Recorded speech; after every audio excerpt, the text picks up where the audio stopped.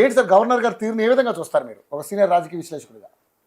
రవి గారు, మీకు అట్లాగే నాతోటి విశేషాలు రామ్ గోపాల్ రావు గారికి, అట్లాగే మన పార్టీ ప్రతినిధి నగేష్ గారికి, అట్లాగే రామ్ గారికి అందరికి నమస్కారం. యోయో టీవీ ప్రేక్షకులకు కూడా ఒక విశ్లేషకుడుగా నేను నిష్పక్షపాతంగా రెండు విషయాలు చెప్పదలుచుకున్నాను సార్. పార్లమెంటరీ ప్రజాస్వామ్యంలో ఇప్పుడు ఇవాళ జరుగుతున్న క్రమంలో గవర్నర్ కు కొన్ని విచక్షణ అధికారులు ఉన్నాయి. ఎక్కడ రాజ్యాంగంలో ఎవరిని పిలవాలి ఎవరిని పిలవద్దని లేదు. గవర్నరు సంతృప్తి పొందితే అది ఎవరైతే అర్హులైన వాడు మెజారిటీ ఉన్న నాయకుడు పిలవాలని ఉంది, అంతే, అంతకన్నా ఏం లేదు అక్కడ. కానీ తర్వాత ప్రాక్టీసెస్ లో చాలా రకరకాలుగా ఈ 80 ఏళ్ల ప్రజాస్వామ్యంలో 75 ఏళ్ల రాజకీయ వ్యవస్థలో చాలా మార్పులు చేర్పులు చేసుకున్నాం. చాలా సార్లు ఇటువంటి విషమ సమస్యలు వచ్చినాయి కూడా.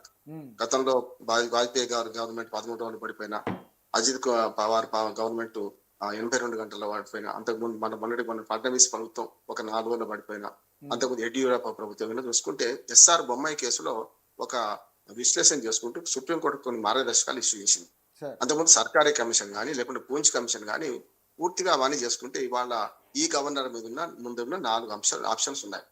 మొట్టమొదటిది ఏ గవర్నర్ చేయాల్సింది ఏంటంటే, మొట్టమొదటిది ప్రీ పోల్ అలయన్స్, అంటే పోలింగ్ కంటే ముందు, ఎన్నికల ప్రచారంలో కంటే ముందు వాళ్ళు అలయన్స్ కుదుర్చుకుంటే వాళ్ళు కలిపితే ఎన్ని సీట్లు వచ్చినాయి సింగిల్ లిస్ట్ పార్టీ కాకుండా వాళ్ళు అలయన్స్ ని పిలవాలి. Number 1 option.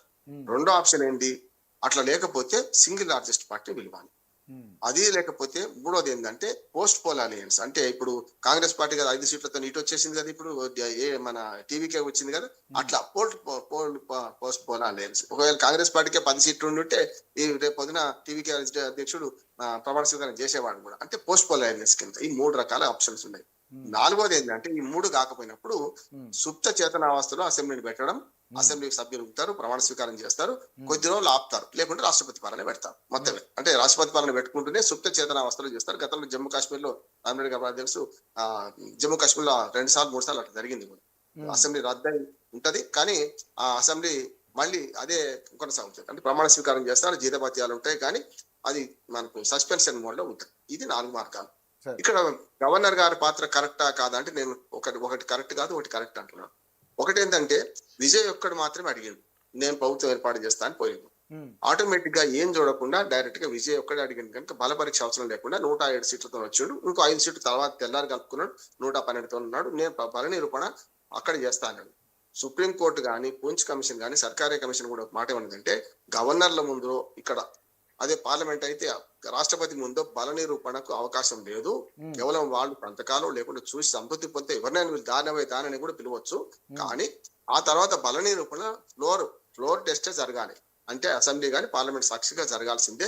ఇది రాష్ట్రపతుల ముందట, గవర్నర్ల ముందట మీ పీరియడ్ అవసరం లేదు అని స్పష్టంగా సుప్రీంకోర్టు కూడా తీర్పిచ్చింది. ఎస్ఆర్ బొమ్మాయి కేసులో తీర్పిచ్చింది. దీన్ని బట్టి మనకు అర్థం ఏంటంటే, వెంటనే మన ఇప్పుడు గవర్నర్ గారు చేయాల్సిన పని ఏంటంటే, ఆయనను పిలవాలి. విఫలమవుతారో సఫలమవుతారో 3 రోజులు కాకపోతే 4 రోజులు టైం ఇవ్వండి. గతంలో 2 నెలల టైం ఇస్తేనే సుప్రీంకోర్టు మందలించి 2 నెలల టైం లేదు, వెంటనే చేయండి అని 2-3 కేసులలో టైం తగ్గించింది. వారం రోజులు లోపలనే చేసుకోండి, పనులు చేసుకోండి, డేట్ పెట్టండి అని గవర్నర్లు ఆదేశించింది కూడా చూసినాం మనం. అంటే సూచించింది కూడా చూసినాం, గవర్నర్లు ఆదేశించలేదు కోర్టులు. కనుక ఇట్లా చూస్తే ఇక్కడ ఆయన చేసిన తప్పు ఏంటంటే, ఒక్కడే అడిగినప్పుడు ఎందుకు వేస్తలేడు అనే దాని మీద వస్తుంది. దాంతో ఒకటే సీటు గెలిచిన బీజేపీ అనవసరంగా బదనాం అవుతున్నట్టు నెంబర్ 1. ఈ రెండవది, 2 జాతీయ పార్టీలు, 2 రాష్ట్ర పార్టీలు, డిఎంకే అన్నాడీఎంకే, ఈ 4 పార్టీలు కలిసి మొత్తం మీద విజయ్ని ఎట్లా భంగపరుద్దామని చూస్తున్నారు అంటారు. నేను ఆరోపిస్తలేను, స్పష్టంగా జరుగుతుంది. అదే 2 జాతీయ పార్టీలు కూడా చెప్తాను. మొట్టమొదటి కాంగ్రెస్ పార్టీ తగుదనమ్మా అని అడగక ముందే ఇటు పక్కన వచ్చి మేము మద్దతు ఇస్తామని ఇచ్చేసింది. కానీ ఇప్పటి వరకు ఏఐసిసి ప్రకటించలేదు ఈ మద్దతును, రాష్ట్ర పార్టీ ప్రకటించలేదు. అంటే 5 సంతకాలు ఉన్న పలంగా ఎందుకు పెట్టిండ్రు అంటే, పైనుంచి ఆదేశాలు వస్తున్నాయి కదా, కానీ బహిరంగంగా మాత్రం ఎక్కడ చెప్పలేదు. మిత్రధర్మాన్ని విస్మరించి మీరు మొన్నటిదాకా స్టాలిన్తో నుండి ఇవాళ పార్టీ మారగానే వెంటనే ఇటు మారి 5 సీట్లు ఇక్కడ ఇవ్వడం అంటే, దానికి కారణం కూడా నేను వాళ్ళ పేర్లు చెప్పను. సీనియర్ నాయకులు, కాంగ్రెస్ నాయకులు దాంతో మాట్లాడేది, రామారావు గారు రాజకీయం మీకు తెలియదా, ఇది ఏం లేదు, కేవలం అన్నాడీఎంకే వైపు విజయ్ పోకుండా రేట్ మనకు చెక్ పెట్టడానికి మేము ఇచ్చినాము, అది అయ్యేది కాదు పోయేది కానీ డైరెక్ట్ గా కాంగ్రెస్ నాయకులు నాతో అన్నారు.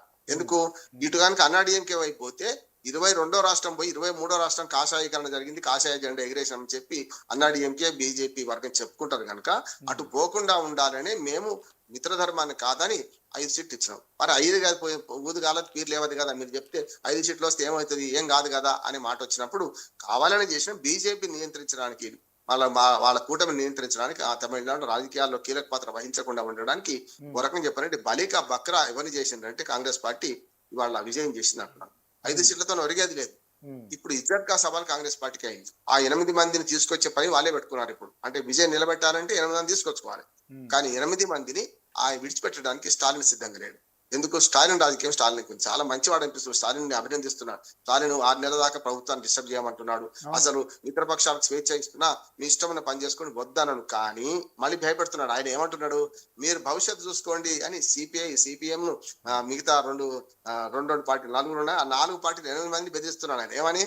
మీ భవిష్యత్తు ఆలోచన చేయండి. కాంగ్రెస్ పార్టీ ఎప్పటికే పోయింది. ఆ ఇండి కూటమి భగ్నం అయిపోయింది. వాళ్ళ భవిష్యత్తు వాళ్ళు అయిపోయింది.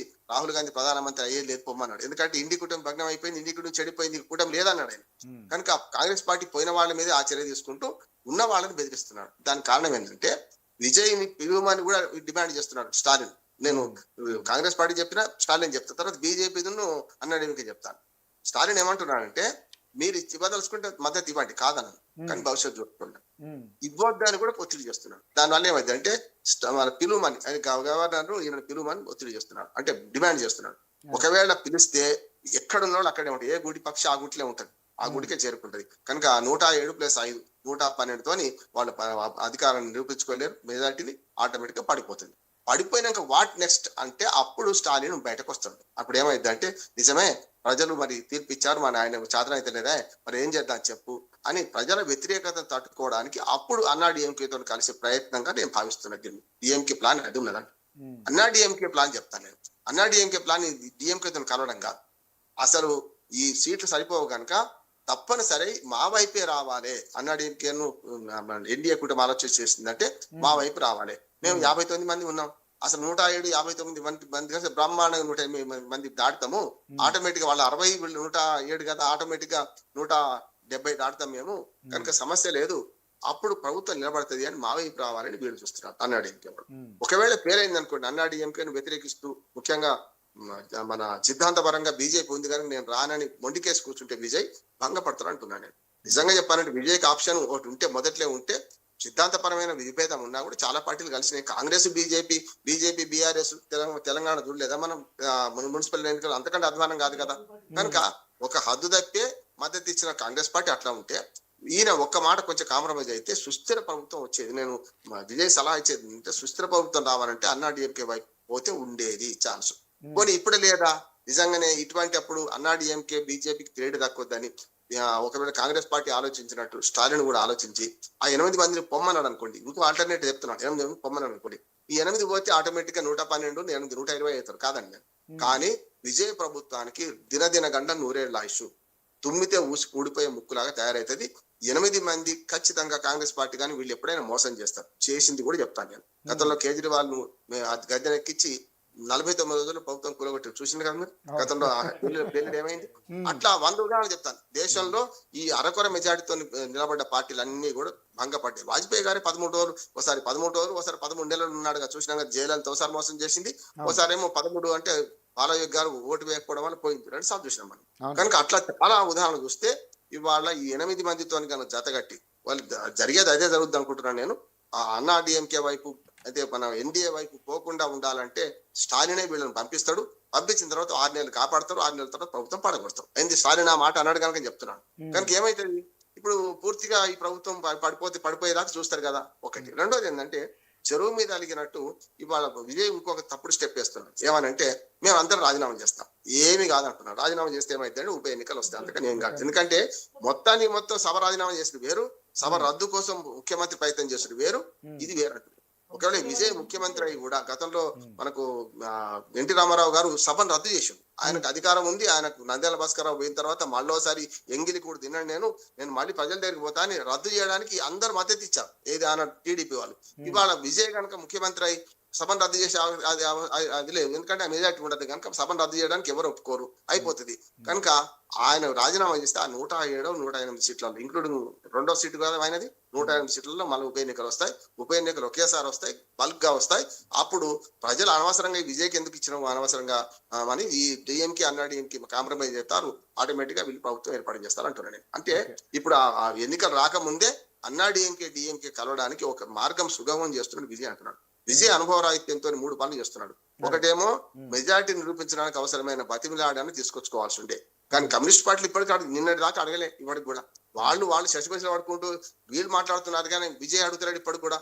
ఆ కాంగ్రెస్ పార్టీని కూడా అడగలేదు. కాంగ్రెస్ పార్టీ ముందస్తుగా అన్నాడీఎంకే వైపు ఎక్కడ పోతారో విజయ్ అని చెప్పి ముందస్తుగా వచ్చి చేరి ఇవాళ శైలేశారెడ్డిని చేస్తున్నది. ఇవాళ ఇజ్జత్ కా సవాల్ కాంగ్రెస్ పార్టీకి. కాంగ్రెస్ పార్టీ 5గురితో పాటు మిగతా వాళ్ళని చేస్తేనే అది ఒక రకం నిలబెట్టినట్టు అవుతుంది. తెచ్చినా అది ముందరమైనది కాదంటున్నా నేనైతే. విజయ్ ఆలోచించుకొని సుస్థిరమైన ప్రభుత్వం కావాలంటే అక్కడ ఇది చేయాల్సింది. అందుకే ఒక్క పరిష్కారం చెప్పి ముగిస్తాను రవి గారు. ఏమంటా అంటే ఇదంతా ఈ గుడుగుడు కొంచెం ఇందులో ఆడే బదులు రాజ్యాంగ సంస్కరణ రావాలంటున్నాను, రాజకీయ సంస్కరణ రావాలంటున్నాను. ముఖ్యమంత్రులందరికీ ప్రత్యక్ష ఎన్నిక జరపండి. అప్పుడు చూస్తున్నాం కదా, అమెరికన్ అధ్యక్షుడు ఉంటాడు, కాంగ్రెస్ వ్యతిరేకిస్తే జీతాలు కూడా అయిపోతాయి. అట్లా పార్లమెంటరీ ప్రజాస్వామ్యం బదులు ఇక్కడికి వచ్చే కల్లా ముఖ్యమంత్రులు డైరెక్ట్ ఎలక్షన్స్ పెట్టడం శాశ్వత పరిష్కారం. ఇప్పుడు దీనికి పనికిరాదు.